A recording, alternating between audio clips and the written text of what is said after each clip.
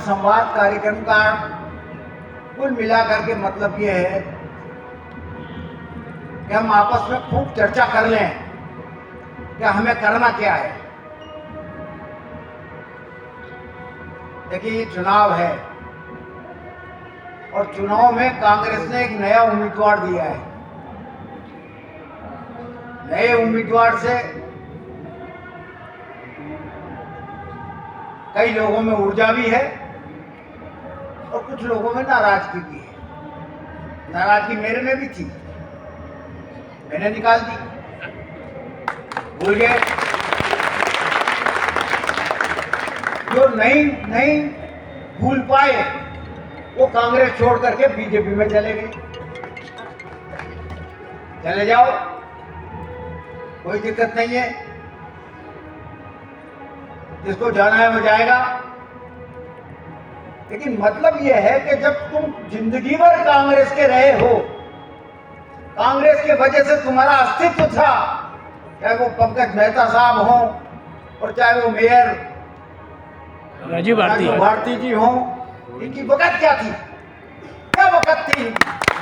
बहुत बड़ा कांग्रेस के नाम से जाने जाते थे और आज क्या है उनकी हालत? पीछे की सीट भी नहीं मिलती। पर्चे बांट रहे भाई साहब।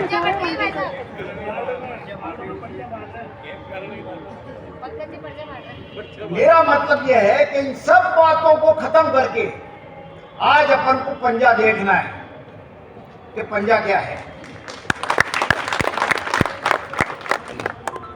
कांग्रेस को जिताने से, कांग्रेस की अगर सरकार बनती है तो निश्चित तौर पर जो है इस हाड़ोती का नक्शा फिर बदलेगा। ऐसा तो बदल गया। आज गांव में जब जाते हैं तो लोग चर्चा आपस में करते हैं कि इसमें क्या किया है 10 साल से। 10 साल हो गए लोकसभा में बैठे हुए और पिछले 5 साल में तो इनको वो इतनी बड़ी कुर्सी मिली है कि नंबर 3 की कुर्सी थी। प्रधानमंत्री, राष्ट्रपति, प्रधानमंत्री और प्रधानमंत्री के बाद में लोकसभा का अध्यक्ष। चाहते तो क्या नहीं कर सकते थे? क्या नहीं कर सकते थे बताइए आप? कुछ काम तो करके दिखाते। आज जनता हिसाब मांग रही है और क्यों नहीं मांगेगी हिसाब? जब वोट लेकर के आप जनता अपनी कुर्सी लगवा ली आपने, तो आज निश्चित तौर पर आपको बताना पड़ेगा कि मैंने ये काम किए, ये काम किए।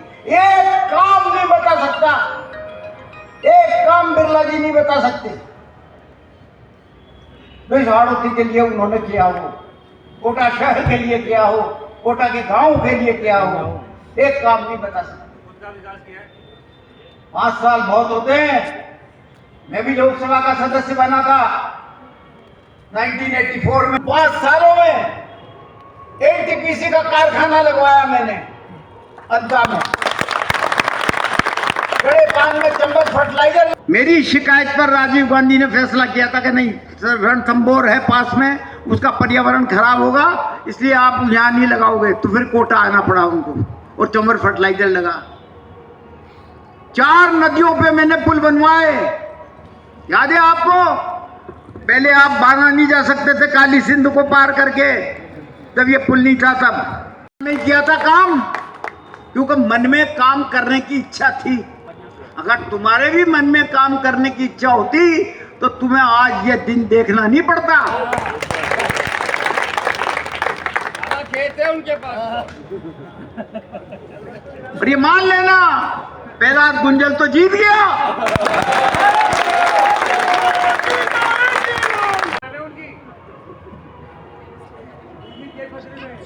मेरा कोई लंबा बात न कहते हुए आपसे यही अनुरोध है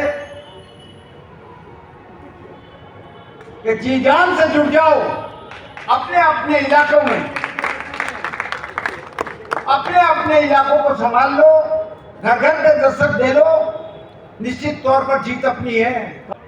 गणित ने जो बात कही कि 8,000 करोड़ रुपए का चंदा इलेक्ट्रल बॉन्ड किस लिए कोई दे देगा?